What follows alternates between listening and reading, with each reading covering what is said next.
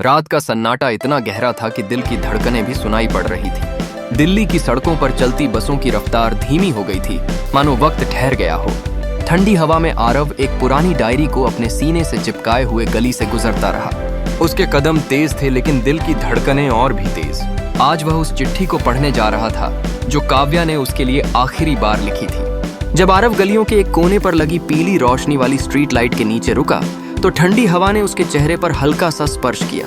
उसके हाथों में लिफाफा था जिसे उसने बड़ी ही सावधानी से खोला।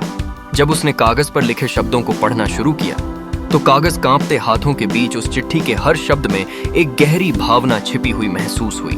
काव्या की लिखावट में उसकी यादों का जहर भरपूर था। आरव, ये सफर शायद हमारा आखिरी है। ये शब्द उसके दिल पर जैसे तीर चुभ गए। आंखों में आंसू और मन में अनकही बातें उभर आईं। अब वह पल सिर्फ आरव का नहीं रह गया था, बल्कि वह पल काव्या का भी था, जो उसके भीतर कहीं गहराई में बसी हुई थी।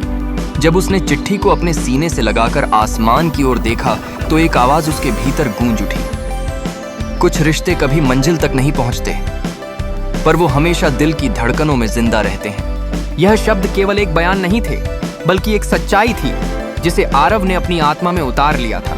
उस रात आरव लंबे समय तक उसी स्ट्रीट लाइट के नीचे बैठा रहा। काव्या अब उसके साथ नहीं थी, लेकिन उसके द्वारा छोड़ी गई हर धुंधली याद उसके दिल में बसी हुई थी। चिट्ठी की खुशबू, उसकी आवाज और वादा, सब कुछ आरव के साथ बसा हुआ था।